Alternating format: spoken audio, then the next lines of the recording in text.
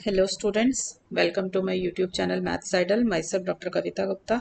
बच्चों, मैंने last lecture में आपको ऑर्थोगोनल ट्रेजेक्टरीज निकालनी सिखाई थी, इसका मीनिंग सिखाया था।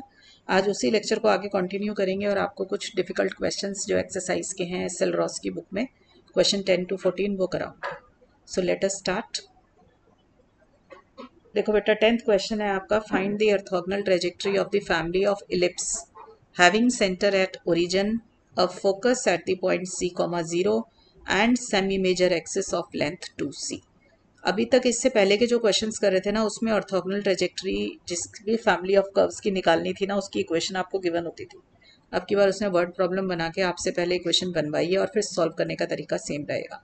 तो आपको इलिप्स बनाना है। सबसे पहले आपको पता होना चाहिए कि इलिप्स की इक्वेशन कैसी होती है। तो बेटा, इलिप्स की जनरल इक्वेशन होती है x minus h whole square by a square, ठीक है, plus y minus k whole square by b square equal to 1, अगर सेमी मेजर एक्सिस यानी कि मेजर एक्सिस जो है आपकी वो एक्स एक्सिस के अलॉन्ग है। ठीक है, तो सबसे पहले तो आप ये देखो कि फोकस के जो कोऑर्डिनेट्स दिए हुए हैं C, 0, ये आपका एक्स एक्सिस पे लाई कर रहा है।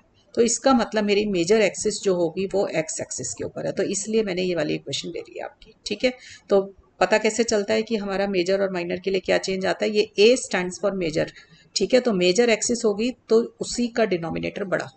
ठीक है, तो मेरा x का डिनोमिनेटर बड़ा होना चाहिए। a मेरा हमेशा ग्रेटर देन b होता है, तो मेरा क्योंकि major axis is along x axis है, तो मैंने x का डिनोमिनेटर बड़ा करना था, इसलिए x के नीचे a लिख दिया। ठीक है, तो a वाली एक्सप्रेशन लिखी। तो मेरा ये वाली जनरल इक्वेशन मैं यूज करूंगी। इसमें h और k क्या होते हैं, आपके सेंटर होते हैं। सेंटर आपको क्वेश्चन में दिया हुआ है 0 0, तो ये h और k 0 0 हो गए, तो मेरा बन गया एक्स स्क्वायर ऊपर और वाई स्क्वायर ऊपर आ जाएगा, नीचे a स्क्वायर और b स्क्वायर आ गया। मतलब ये नॉर्मल आपकी ये वाली इक्वेशन बन गई। ठीक है, अब इसमें a और b निकालने के लिए हमें कुछ एक्स्ट्रा इन्फॉर्मेशन जरूर दी हुई होगी, तभी इक्वेशन पूरी बनेगी। तो let us start with that also. तो आपको देखिए दिया हुआ क्या है, सेंटर एट ओरिजिन मैंने इस्तेमाल कर लिया। फोकस के कोऑर्डिनेट्स दिए हुए हैं C, 0। फोकस के कोऑर्डिनेट ने तो हमें सिर्फ इतनी बात बताई अभी तक कि ये एक्स एक्सिस के अलोंग मेजर एक्सिस है। ठीक है, दूसरा मुझे क्या दिया हुआ है, semi major axis of length 2c। Semi word लिख दिया। ठीक है, length of the major axis is a, तो सॉरी ये 2a होती है, तो सेमी मेजर एक्सिस मेरी क्या हो गई, a हो गई। तो सेमी मेजर एक्सिस के अंदर a आ गया, a की वैल्यू मेरे को दे रखी है 2c, तो मुझे a मिल गया 2c। और फोकस के कोऑर्डिनेट मुझे दिए हुए C, 0। तो आपको रिलेशनशिप मालूम होगा तो आप जो है B की वैल्यू निकाल पाएंगे। तो आपको अगर याद हो तो आपका फॉर्मूला होता है C equal to a square minus b square.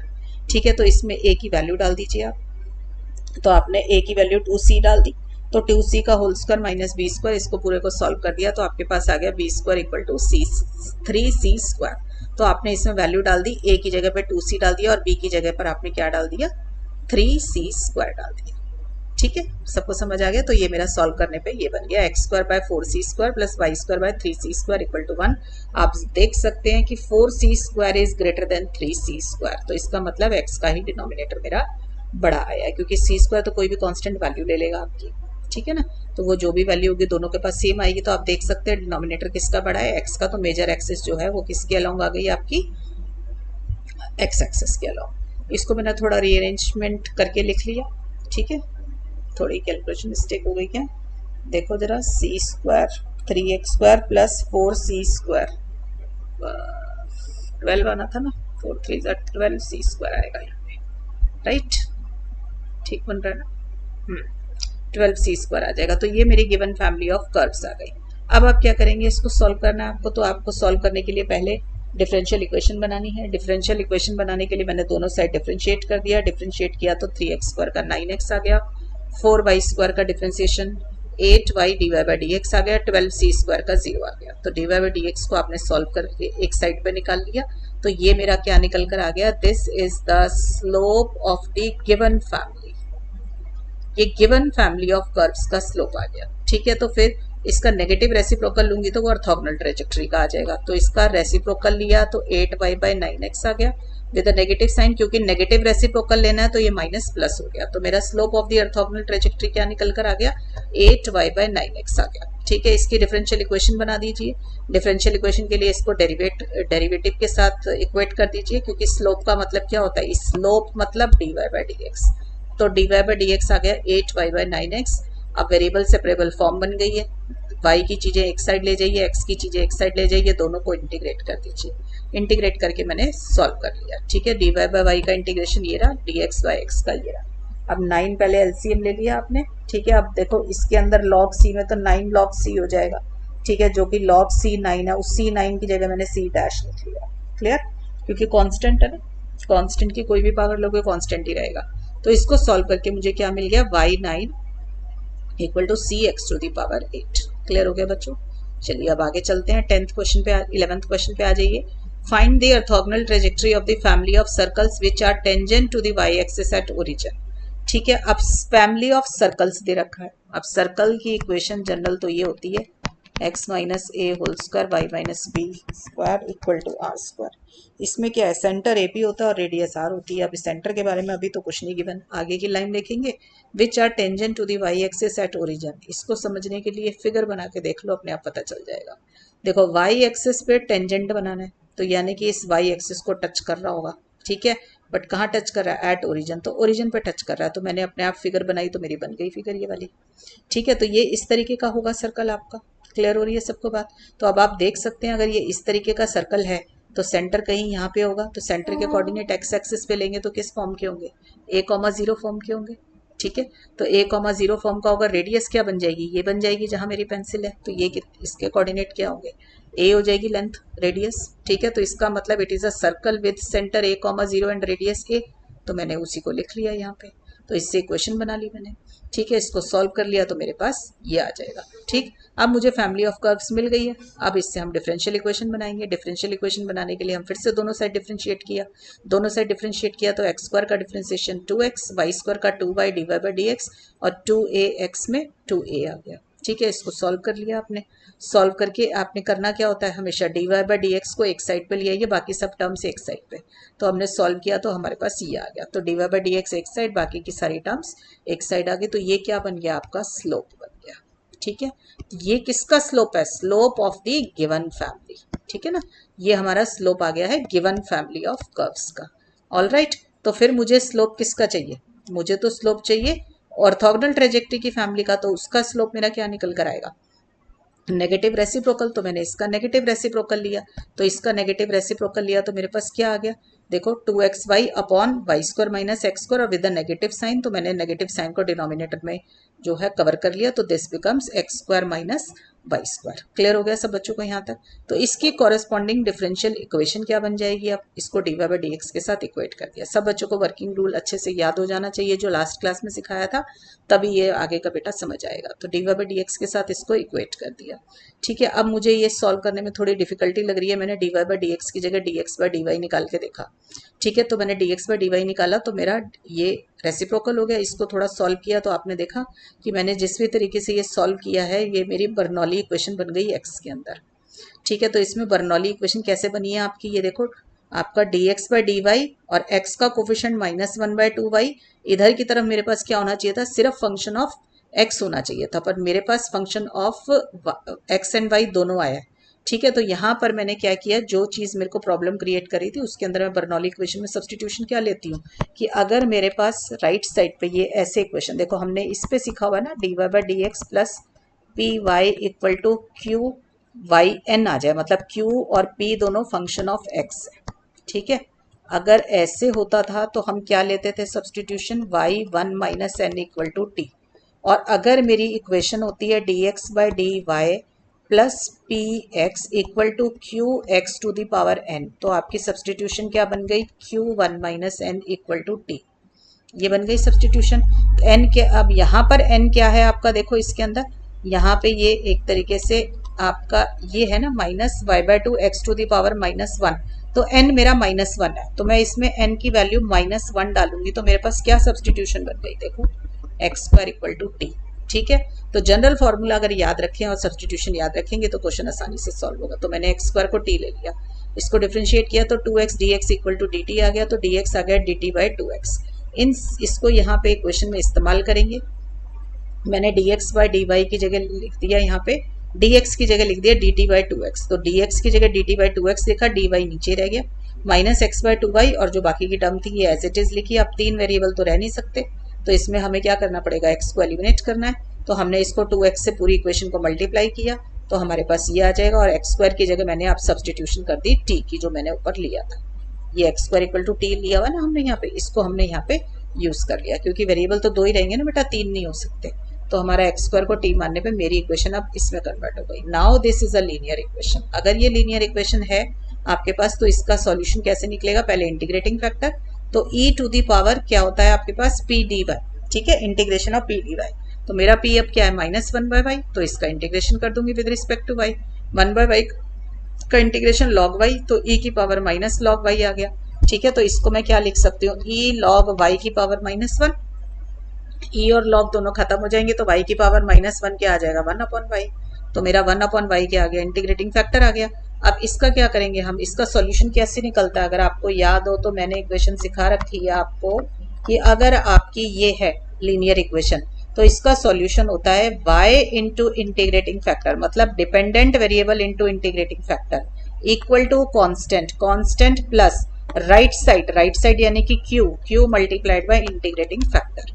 यही सिखा रखा है। अब यही काम यहाँ करेंगे। यहाँ डिपेंडेंट वेरिएबल कौन है? t, तो t into integrating factor equal to constant plus right side कौन है? -y, तो -y इंटू इंटीग्रेटिंग फैक्टर क्या है? 1/y, ठीक है, 1/y इंटू डी वाई आ गया। इसको सॉल्व कर दिया आपने, ठीक है। इंटीग्रेटिंग फैक्टर की वैल्यू डाल दी, टी की इसकी जगह IF की जगह पे इंटीग्रेटिंग फैक्टर में मैंने 1/y डाल दिया, और टी मेरा क्या था? टी मेरा एक्स स्क्वायर था, उसकी जगह मैं एक्स स्क्वायर डाल दूंगी। सॉल्व कर देंगे तो आपके पास आंसर आ जाएगा, ठीक है। तो ये मेरा फाइनल ऑर्थोगोनल ट्रेजेक्टरी निकल कर आ गई। क्लियर हो गया बच्चों? ठीक है, नेक्स्ट क्वेश्चन देखते हैं। 12th क्वेश्चन देखो, find the value of k such that the parabolas y equal to c1x² plus k are the orthogonal trajectory of the family of ellipses this. अब इसमें तो देखो इक्वेशन गिवन है आपके पास, तो बहुत आसानी से सॉल्व होगा। आपको अब k की वैल्यू निकालनी है। उसने दोनों चीजें आपको दे रखी है, गिवन फैमिली भी दे रखी है और ऑर्थोगोनल ट्रेजेक्टरी की फैमिली भी दे रखी है, और आपसे पूछा है कि इसका k निकालो। ये दोनों एक दूसरे के ऑर्थोगोनल है। ऑर्थोगोनल है तो 90 डिग्री। ऑर्थोगोनल का क्या मीनिंग होता है? 90 डिग्री। जो भी चीज 90 डिग्री है तो आपको पता है सबसे अच्छी property product of slopes is -1। तो मैंने क्या किया? प्रोडक्ट ऑफ स्लोप का इस्तेमाल करूंगी। मेरे को y equal to c1x² plus k given है ना, पहले इससे स्लोप निकाल लो। स्लोप मतलब डेरिवेटिव, तो मैंने इसका डेरिवेटिव निकाल लिया। इसका डेरिवेटिव आ गया 2c1x। फिर मुझे दूसरी फैमिली गिवन थी, दूसरी फैमिली है, उसको डेरिवेट करके उसका स्लोप निकाल दो। तो मेरे को जो फैमिली दी हुई थी मैंने इसका दोनों साइड डिफरेंशिएशन कर दिया। डिफरेंशिएशन करके मैंने dy/dx निकाल लिया। dy/dx जो मेरा आ गया ये स्लोप ऑफ ऑर्थोगोनल ट्रेजेक्टरी आ गया। अब क्योंकि ये ऑर्थोगोनल है तो दोनों का प्रोडक्ट -1 होगा, तो मैंने दोनों के प्रोडक्ट को -1 के साथ इक्वेट कर दिया। इक्वेट करके हम इसे सॉल्व करेंगे तो कोई ना कोई कांस्टेंट की वैल्यू निकल आई। तो मैंने इन दोनों को सॉल्व किया तो मुझे c1 की वैल्यू मिल गई 4y - 1/4x²। अब मेरा आंसर k में चाहिए था, मुझे तो k की वैल्यू चाहिए थी, पर आ गई c1 की। अब देखो c1 क्वेश्चंस में कहाँ यूज हो रहा था, वहीं से k निकाल लेंगे हम। तो देखिए c1 हमारे को मिल रहा है y equal to c1x² plus k। यहाँ पे c1 की वैल्यू डाल दो, आपको k मिल जाएगा। तो देखो मैंने यहाँ पर इसके अंदर y equal to c1x² plus k, ये गिवन इक्वेशन थी, इसमें से k निकाला। k के अंदर c1 की ये जो वैल्यू निकली हुई है, जहाँ मेरी पेंसिल है, इस वैल्यू को डाल दिया, इसको सॉल्व किया तो आपके पास क्या आंसर आ गया? k की वैल्यू 1/4 आ गई। ठीक है बेटा, तो उसने हमसे k की वैल्यू मांगी थी, हमें k की वैल्यू मिल गई। Easy question. The only thing is you should know that you have to put the product of slopes equal to -1. Next question देखिए, find the value of n such that this equation are the orthogonal trajectory of the family this. Same equation है, बस यहाँ पर n की value निकालनी है, calculation work है। तो फिर से आपने यही काम करना है कि दोनों फैमिलीज का स्लोप निकाल लीजिए बाय डेरिवेटिंग देम। dy/dx दोनों का निकाल लीजिए, जो एक्सप्रेशन आए उनको मल्टीप्लाई करके -1 कर दीजिए। So let us come to the first question. First equation xn plus yn equal to c1, xn का डेरिवेटिव nxn - 1, yn का n-1 इंटू dy/dx, c1 का 0 आ गया। यहाँ से dy/dx को सॉल्व कर लिया, ये आ गया। अब दूसरी फैमिली आपको ये दी हुई है, इसका डेरिवेटिव निकाल के इसको सॉल्व किया, ये आ गया। दोनों ऑर्थोगोनल है तो प्रोडक्ट क्या होगा? -1 होगा। तो दोनों को मल्टीप्लाई किया तो -1 आ गया। ठीक है, यहाँ तक। अब इसको सॉल्व किया, जितना आप मैक्सिमम इसको सॉल्व कर सकते हैं, ठीक है, क्योंकि मुझे n की वैल्यू निकालनी है बेटा। तो ये देख रहे हो आप, यहाँ से xn/yn आ गया। अगर मैं इस साइड पर भी x/y टाइप की कोई टर्म बना सकूँ तो दोनों का बेस सेम होगा तो पावर इक्वेट हो जाएंगी। तो इसलिए मैंने इसको x/y को इधर ले गई। अब मैं इस 1 - c2x² को हटाने की कोशिश कर रही हूँ ताकि ये x/y की फॉर्म में आ जाए। तो पहले ये देखें ये एक्सप्रेशन थी कहाँ, ये देखो आप देख रहे हो कि यहाँ दिख रहा है y equal to x upon 1 minus c to x, तो यहाँ से 1 माइनस सी टू एक्स की वैल्यू निकाल दो x बाय वाई। ठीक है, तो इस 1 माइनस सी टू एक्स की वैल्यू x बाय वाई इसमें डाल दिया।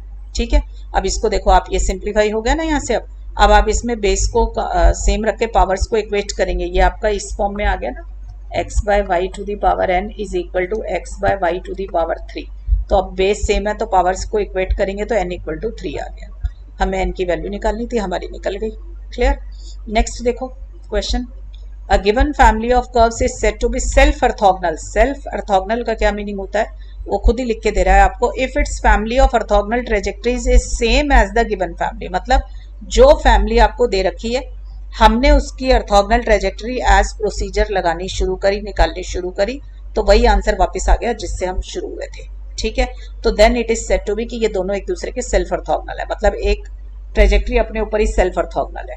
तो show that the family of parabola is self orthogonal, तो आपको ये शो करना है कि ये जो है सेल्फ ऑर्थोगोनल है।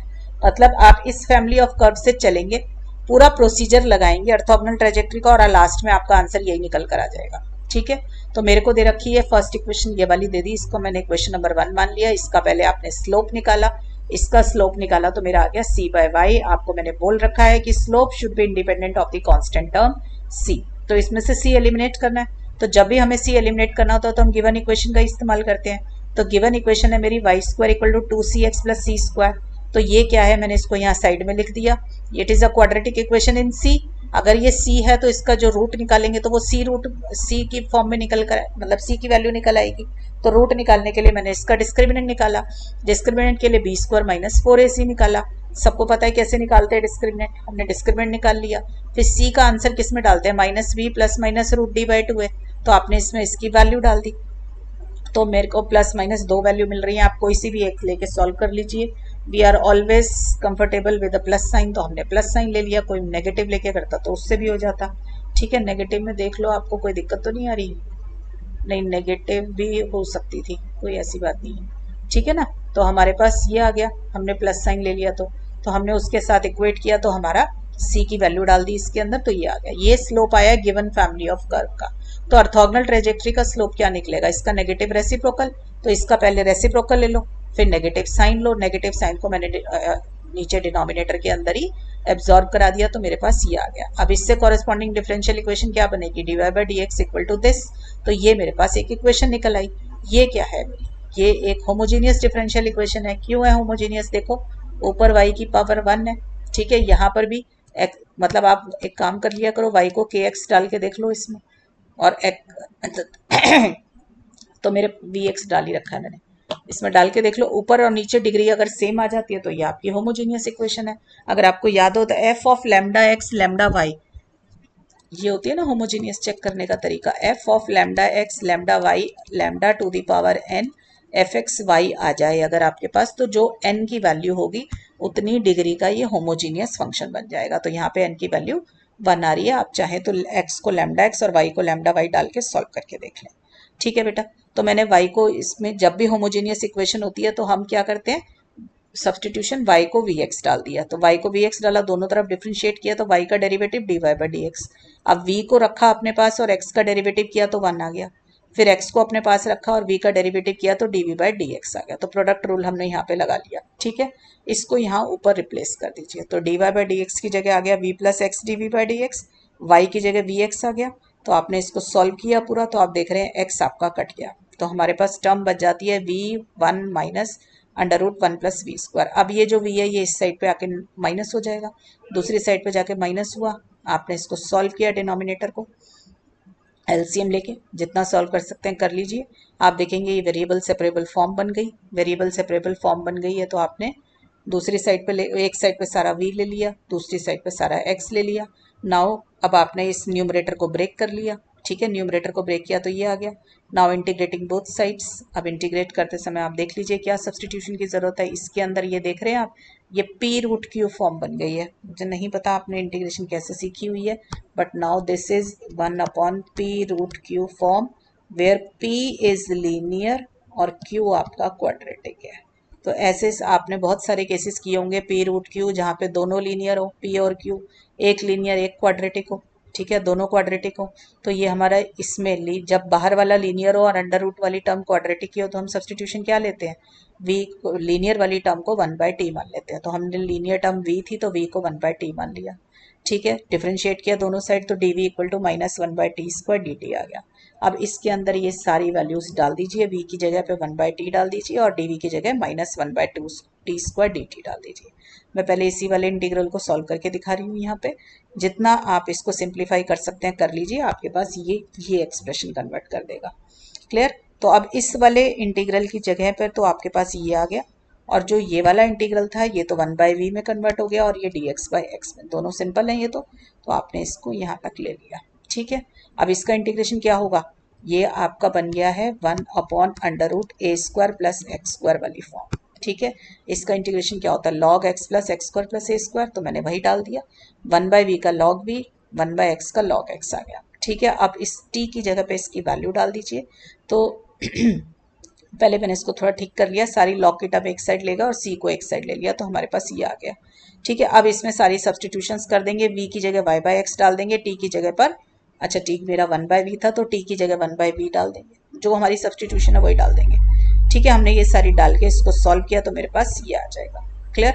अब क्योंकि मुझे आंसर शो करना है कि जो गिवन क्वेश्चन था मेरी सेल्फ ऑर्थोगोनल शो करनी है ना, तो उसी पे वापस आना चाहिए मेरा आंसर, तो मैं इसको यहाँ ना छोड़ के उस फॉर्म में पूरा लेकर आऊंगी। तो मैंने क्या किया, इस c को दूसरी साइड ले गए तो मेरे पास ये आ गया, दोनों तरफ स्क्वायर कर दिया तो मेरे पास ये आ जाएगा। ठीक है, तो मेरा आंसर आ गया y² = c² - 2cx। बुक के अंदर है जो क्वेश्चन सॉल्व किया था c² + 2cx, तो बेटा c तो कांस्टेंट है ना, अब किसी बच्चे ने कांस्टेंट दूसरी साइड लिया होता तो शायद प्लस आ जाता उसका, तो c² + 2, ये जो है c मैंने कांस्टेंट c -c को c डैश कर लिया एक तरीके से। ठीक है, कांस्टेंट है इसलिए कर सकती हूँ, तो मेरा ये आ जाएगा c² + 2c'(x). क्लियर? देख लेना बेटा, अगर बाई चांस कोई कैलकुलेशन मिस्टेक हो तो ठीक कर लेना। क्लियर हो गई सबको बात यहाँ तक? So this is all about orthogonal trajectories. Next class में मैं आपको जो है ऑब्लिक ट्रेजेक्टरीज कराऊंगी, राइट? तो ऑब्लिक ट्रेजेक्टरीज के भी 2-3 क्वेश्चन है बुक में, तो नेक्स्ट क्लास में ये सेक्शन खत्म कर देंगे। So see you all in the next class. Till then बच्चों पढ़ाई करते रहें, ऑल द बेस्ट।